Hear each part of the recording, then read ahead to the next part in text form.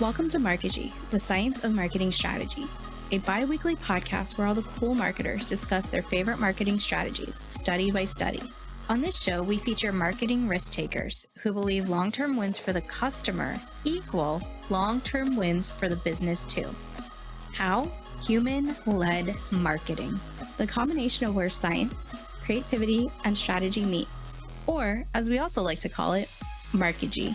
Let's break down the marketing trends, myths, and methodologies together. I'm your host, Leanne Dowweimer. Let's go. How do you take personalization beyond just using someone's name in an email and make it a real strategy? Join us with special guest Eric Melchor, talented marketer and podcast host, Personalization Ambassador at OptiMonk, and partner marketing consultant at Liftoff SRL. We'll be discussing how personalization is an excellent opportunity to provide customer-centric experiences that are better for your customers and your business. Welcome to Markegy. I have with me Eric Melchor, and he is going to tell us a bit about himself. Let's kick this off fast. Yeah, well, my background is basically in customer experience, working with video, email, and web personalization platforms like OptiMonk. And so I work with companies in either a marketing or CX capacity. I've also done a lot of work with startups as a consultant. So also, because I'm an expat living in Europe, I host a podcast called Innovators Can Laugh, where I interview fast-growing European startups here in Europe as they share their growth strategies and tips. That's awesome. Quick question. So, since you're from the US and you're in Europe, what are some things that you've noticed business-wise that are different? Business-wise, I've noticed that when people here go on vacation, they actually go on vacation, meaning that they don't check email, they don't really do any work. And a vacation minimum here is like usually 10 days, where I've never taken a 10-day vacation. I think the most I've ever taken is like maybe 6 or 7 days, and I worked during that time. So here, it's definitely more of a work-life balance. Vacation is taken very seriously. So that's probably the biggest thing I've noticed. Awesome. I think we're all a little jealous sometimes. Uh, so you mentioned that you work with OptiMonk. What is OptiMonk? What is your role there? Tell me all about it. Yeah, well, OptiMonk is a web personalization platform that helps small and mid-sized businesses generate more revenue through their website. We do this by giving brands the power and the tools to build their email lists, to reduce cart abandonment, to increase the average order value. But most importantly, we help brands deliver an exceptional customer experience online. Awesome. And so one thing that, I think you had mentioned was that the platform had grown very quickly in just a few years. What was that like? Well, I mean, it was extraordinary. I mean, it was fantastic. We've got a great product. We have more than 500 five-star reviews on Shopify. But I think a lot of the success um, comes from the owners, and they themselves were in the e-commerce space. They had stores, but they also had developed a product that assisted a lot of other e-commerce stores. And in the Hungarian market, they became very well known. They had a great stellar reputation, but they also became well known as consultants who could really help brands with their online customer experience and identifying ways on how to sell more online and how to grow the brand's email lists, how to reduce cart abandonment. And so that's where it all started. And then it developed into where we are right now with this platform. It's a personalization platform. So it morphed into, going from a product to now into a platform phase. And it's been fantastic. Great. When we chatted before, you mentioned some amazing results from a simple strategy of like adding personalization. So when you say personalization, tell us what that looks like on your daily basis or on a website and with the product. Yeah, absolutely. I have a story here that I kind of relates to this that I'll share real quick. Before moving to Bucharest, my in-laws came to visit us in Houston, where I'm from. And it was their first time to the States. And I was excited because I wanted them to have a great time. And so I asked my wife, what do they want to see? Do they want to go to New York? Do they want to go to the Grand Canyon? And Leanne, do you know what their response was? You want to take a guess here? Oh man, did they want to? I don't know. I feel like American malls are somewhat of a thing, It but wasn't a I don't because Texas does everything better. So in my mind, Texas malls must be huge. Not having been there, um, well, the malls are okay in Texas, but what they wanted to see was the Dallas Ranch. Now, I think maybe you're too young, and so you don't know what I'm talking about here, but back in the 80s, there was this popular show. It was like combining Seinfeld, Friends, and Sex in the City. And it was a show called Dallas. Have you ever heard of it? I've heard of it, but it was a little bit before when I was, or my parents just didn't show it to me. Yeah, it was before my time too. But apparently, this was their favorite show. And so they wanted to see the Dallas Ranch. And so they caught a direct flight into Dallas. And we picked them up and we're driving to the Dallas Ranch. And I can't believe this. I'm like, I can't believe this is the thing that they want to see coming to America. And this is the first thing on their list, right? Right. So we're driving up to the Dallas Ranch and there's like 30 different flags representing 30 different countries, and they're looking at the flags and they point out there's the Romanian flag, and I'm just like bewildered, like why are all these flags up, right? And so I'm looking at them and they're excited, and we get out the car, we go inside, we pay our tickets, and we're waiting for the tour to start. There's probably about 12 people there, and the tour guide starts asking everybody, where are you from? And so there's people, we're from Germany, and there's other people, we're from South Africa, and my in-laws are, we're from Romania. And so the tour guide reaches into this box, pulls out these audio players for each group or each person, and she goes, great, here's the audio tour guide in German. Fantastic, here's the audio tour guide in Afrikaans. Here is the tour guide in Romania, right? And I was just so dumbfounded because I did not expect that, and neither did they.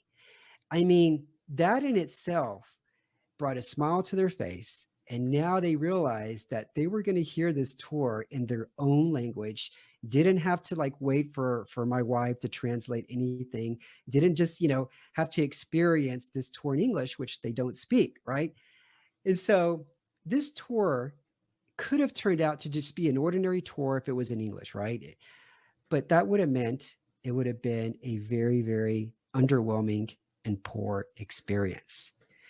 And so instead, by seeing the Romanian flag, hearing the tour in Romanian, they're now like, this made the trip. This made the trip. And when you go into their living room, what's hanging on the wall is a picture of all of us with a picture at the Dallas Ranch. We all got cowboy hats on, and, we're smiling, and there's a picture of the JR cutout, cardboard cutout next to them with their arms wrapped around it. And they're just so proud and like being in there because this show was like the only American show that was playing during that time in Romania and many other countries. So that's why it was so popular.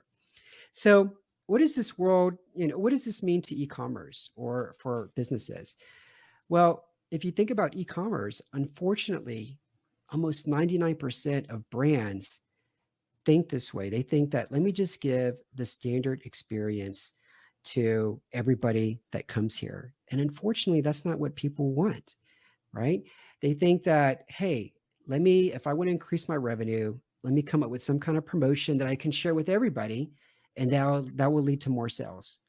Or if I want to generate more revenue, I can increase my advertising spend on Facebook ads or Google ads. But the problem is that these strategies just aren't sustainable. They eat into your profit margins, they sacrifice long-term relationships with your customers, and they're really just short-term thinking. So instead of thinking short-term, just ask yourself, how can I provide value and help the person?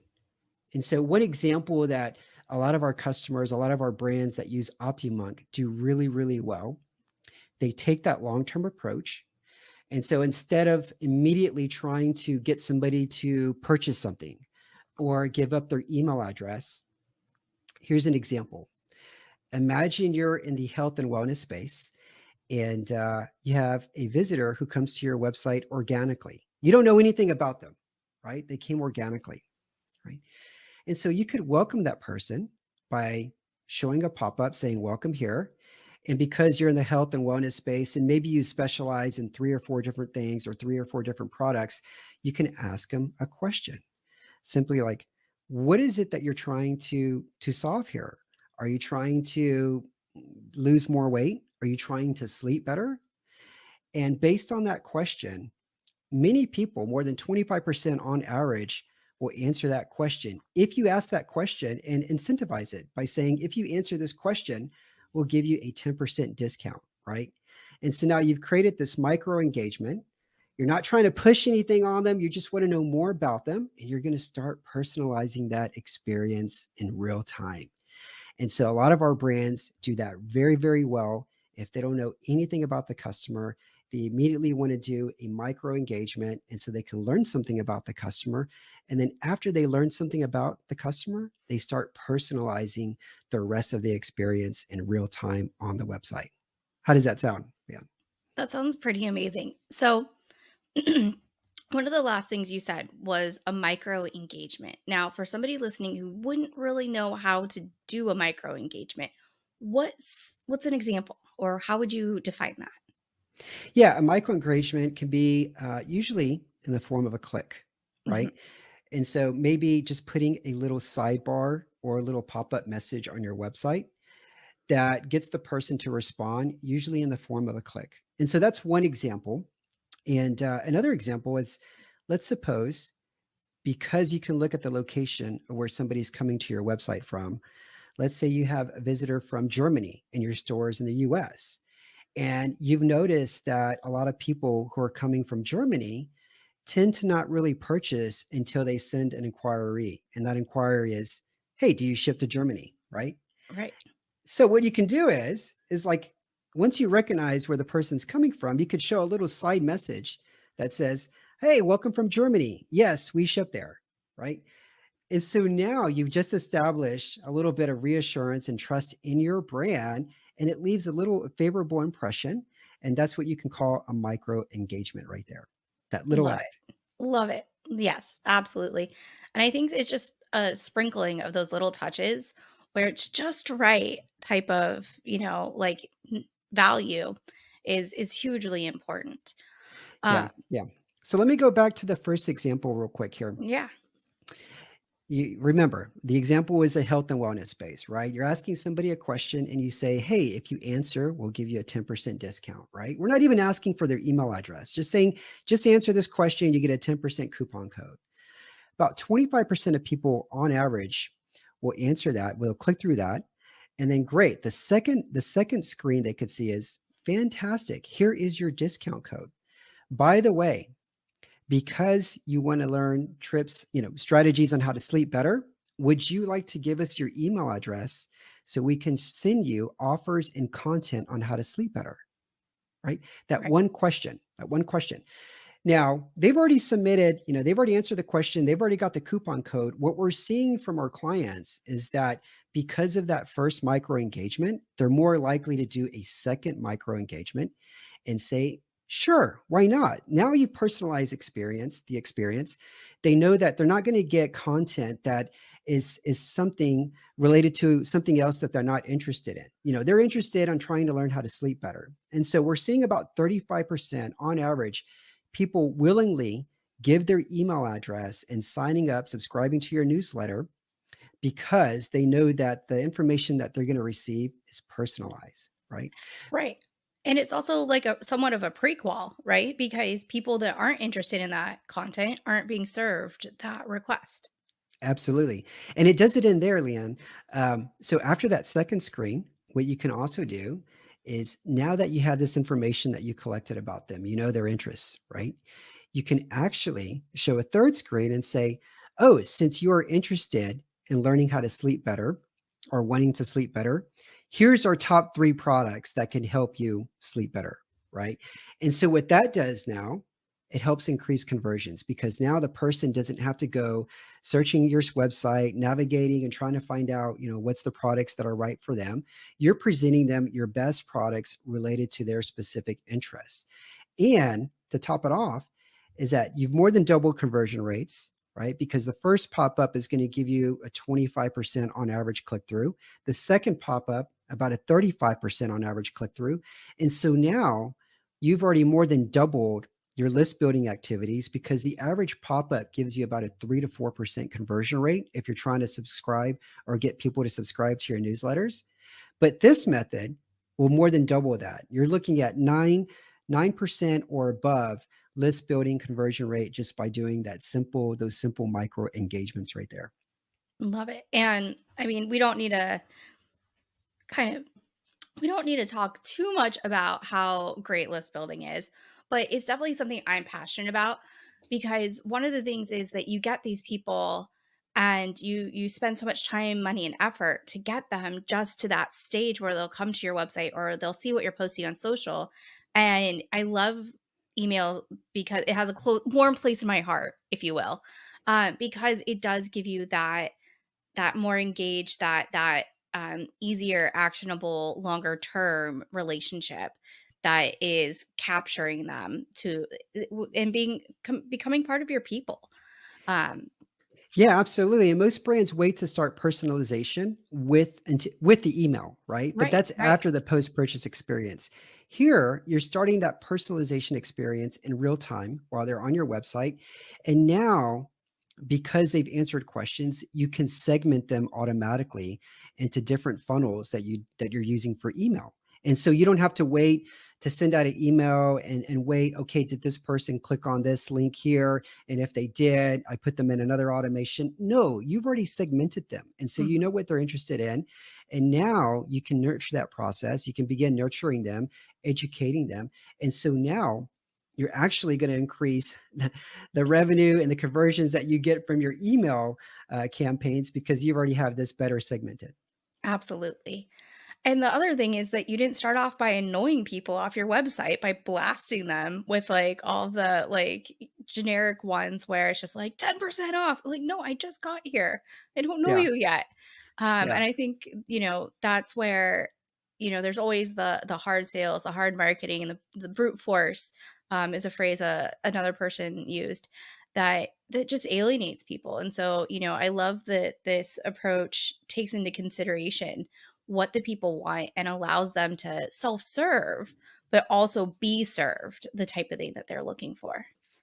Yeah, that actually happened this morning. I went to a website. I was there a couple of seconds and immediately I got this pop-up asking for my email address. It was like, "Hey, do you want to subscribe and get the latest news from us?" And it's just a frustrating and annoying experience, right? If you take the time out to think, "Okay, how can I segment like maybe my top 3, different segments?" Right? And how do you find those? We'll get into a second how do you find them, but how do I deliver a better experience? And if I don't know anything about them, I can begin by asking a question using that example with the health and wellness brand, right? But a lot of brands actually have a lot of data at their disposal. You have your IP address, so you could do a welcome to people that are coming to your website, maybe from a different country or even a different channel. If you notice that, hey, if you're looking in Google Analytics and you're seeing, oh, wow, my visitors from Instagram, I'm getting a lot of them, but the bounce rate is significantly higher than my visitors from Facebook.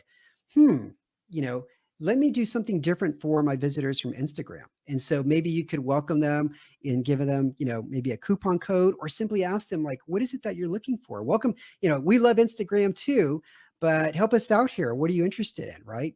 And so if you look at the data and figure out where are the experiences where people are dropping off by high bounce rate or low conversion rate, that's where you can start doing these little, and again, you can call them tips, strategies, segmentation, or whatever you want, but that's what we provide. We provide the tools on how to personalize that experience and just provide value, but also learn from the customer at the same time.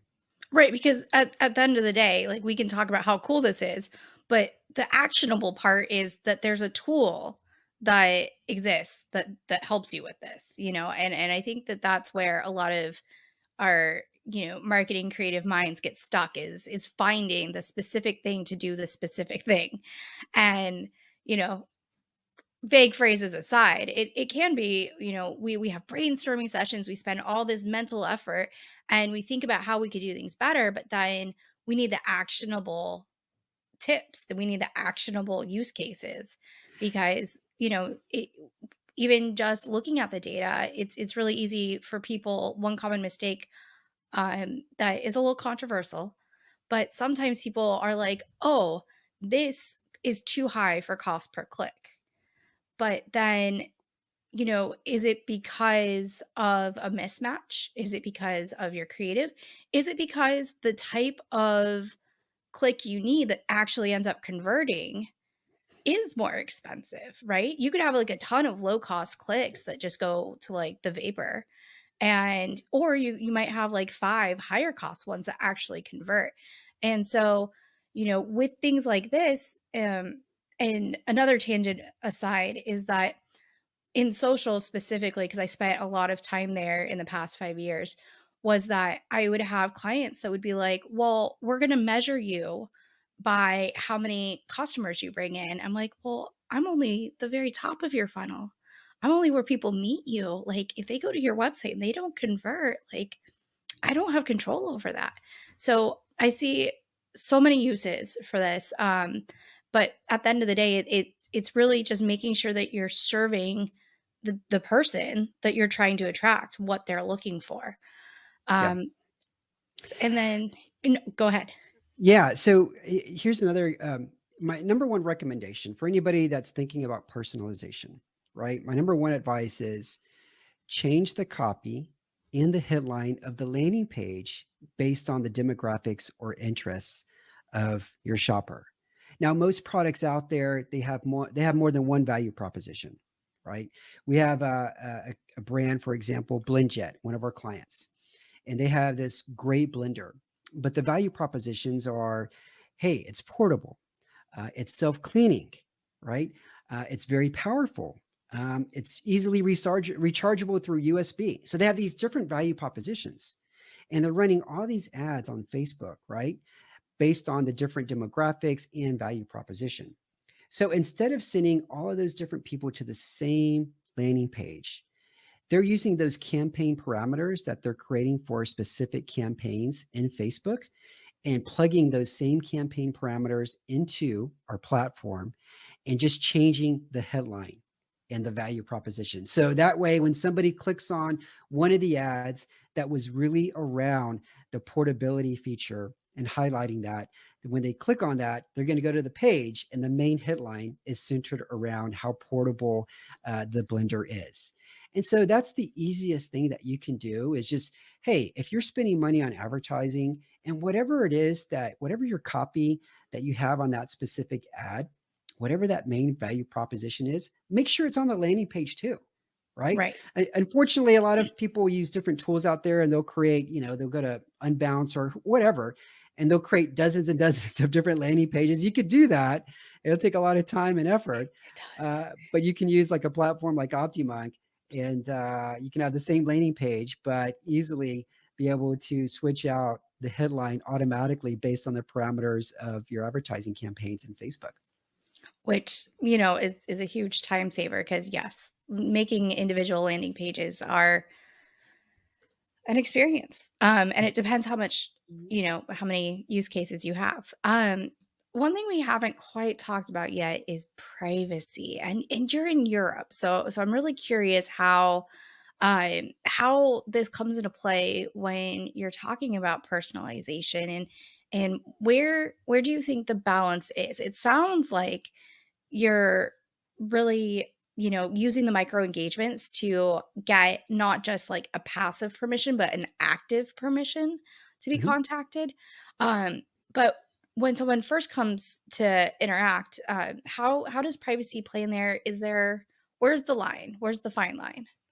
Well, it really depends on if somebody wants to receive, personalized content based on their website behavior. Now, we use cookies. right?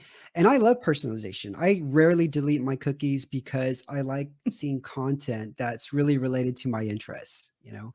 And so that's what we base all of the activity from, all the content that we serve that's personalized. It's really based on a person's behavior, what they do on the website, the time viewed on a page, where they scrolled, what they clicked on, right? But if a person is not a fan of this, they could simply just disable third-party cookies on their web browser, and they won't see any of this stuff being personalized for them. Yeah, definitely. And then here in California, you people are required to have the opt-out cookies just for anyone that was considering skipping that step. Please don't because it'll just don't skip that step. Yeah, Um, same thing here too in Europe. You've got to be GDPR compliant, which we are. And of course, I think most brands in most places now have that same, just like you mentioned, where you have to either accept the cookies or you don't accept them. And so I usually accept them all the time. Like I said, I would rather have a personalized experience than just a generic one. yeah, I mean, I really love seeing marketing in action. So I will sign up for like all the cookies and all of the, email lists. Question that I guess people should ask is, there's this running joke that marketers have so many tabs open, but the real people that are in marketing, I think the bigger question is how many notifications for your emails do you have existing? And I wanna see if I could get a top number. Like, this is because I saw someone post about how they had, like, 70,000 unread emails, um, 70,000? Oh my y God. because they just never they were signed up to lists, and it was probably across multiple inboxes, but it was just, like that's the thing is marketers, we wanna see what other people are marketing or, and know what we wanna do and what not to do. And, and it comes back to also, uh, being actively engaged and giving permission to be on those email lists. Yeah. Um, Yeah, I posted a tweet not too long ago and I said, I don't want to brag, but I cleaned out my email inbox. And oh, people were like, "What? How did you do it?" And they were just all these questions like, "How did you do it?" And I said, "Okay, well, let me just be transparent. It was just for one email address and not all my email addresses." exactly, just one inbox, just one. Yeah. Um, so we've talked about a lot about things that people could do today. Now, where do you think the future of marketing is going? And what do you think it should be? Do you think they're the same? Do you think there's a divergence? Yeah, well, I think when it comes to retail, I think personalization is going to be a huge factor. That's where the expectations are. Netflix is, hey, you watch this, you may like this. Amazon, you purchase this, other people like you also purchase this, and they try bundling things together or recommending things that based on your behavior that you may like. And I think the retailers who haven't started doing this, now that tools are available like OptiMonk, are going to have to get on the bandwagon because that's what people expect now. They expect that personalization. They expect that when you go back to a website and you had left the shopping cart with different items in the shopping cart, they expect that when you go back, that the website is going to be able to say, "Oh, welcome back. Here's the items that you had in your cart, or here's the page that you were looking at, or whatever." Right? And so they're going to be looking for tools that can do that. And so when it comes to retail, personalization all the way. And to answer your other question, where's the marketing going in the future? I think it's a little bit scary for me. I think the technology that you see brands like Amazon doing, where they have the Amazon Echo in the house, I think they're using those different tools just to listen and listen and listen and collect data. Because the more data that they collect, the more they can actually personalize and offer visitors, shoppers, users, whatever you want to call them, things that those people really need. And all of a sudden, it's like, I don't have to make any decisions here. Amazon already knows what I need. And I just know if I press a button or if I set this thing on automatic, every week I'm going to get like, whatever it is I talked about or they overheard me saying or whatever it is, I was browsing on their website. So I think it's kind of scary. Even though I'm a marketer, I'm fascinated by technology, but at the same time, a little bit afraid of that. Yeah, I heard last spring about how Google has something like 500 different pieces of information about you. And, that's not crazy. It should be crazy. It was crazy 15 years ago.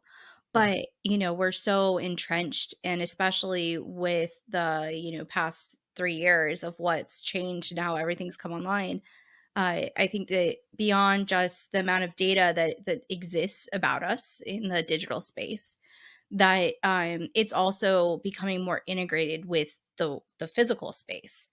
And so Yeah. things like the like public cameras, and things like, the devices like the Echo or Google Home or even the Facebook portal. There's so many opportunities where we are willingly giving more information than some people might think we are.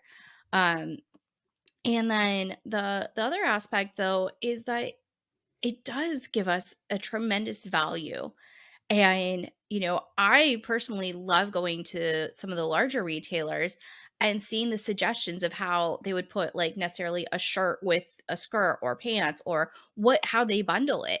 And I think that it's becoming in order for it to become a more level playing field, that some of the smaller retailers are really gaining traction by being able to do the things that you're talking about and having the tools to do that. And so I think that this could benefit society by creating more smaller businesses and supporting them, in addition to the larger retailers. Uh, Yeah, absolutely. I mean, that's what we're all about. I mean, we're all about helping businesses target better, just being able to offer a great experience based on where the person came from, what source, what channel, what location, and then giving them the tools to create simple messages that are beautiful and elegantly designed. We offer more than 300 different templates, or you can create your own. And then also giving them the means to integrate their platform, whether it's Shopify, WooCommerce, MailChimp, ActiveCampaign, hundreds of others, different platforms, being able to integrate that with OptiMonk. So whatever occurs on OptiMonk can be recorded in your CRM or email platform. So the tools are out there now. OptiMonk, obviously, is one that we love. There's been more than 500 five-star reviews on Shopify. Go to optimonk.com to see why. But in the world of retail, personalization is the future, and we're trying to give you the power just to make that a reality, not just with your brand, but also with your customers. awesome. So I'm gonna go get that blend jet, but also, if someone wanted to reach out to you or get in contact with you, what's the best way for them to do that? Oh, LinkedIn. Just look up Eric Melchor, EricMelchor. Also go to optimonk.com. Check out our website right there, but those are the best ways. Awesome. Great. Well, thank you so much for joining me. And I'm so glad we were able to connect across continents. Yeah. I hope you have a great rest of your evening. But who knows what time people will be listening to our episode. Um, and thank you so much again. Sounds fantastic. Thank you for having me on the show. Thanks. You've been listening to Markegy, the science of marketing strategy. If any of the strategies we talked about today inspired you to learn more, try them. Remember, the perfect strategy doesn't exist, only the one that gets done. Subscribe to our show on your favorite podcast player to make sure that you never miss an episode. Thanks for listening. Until next time.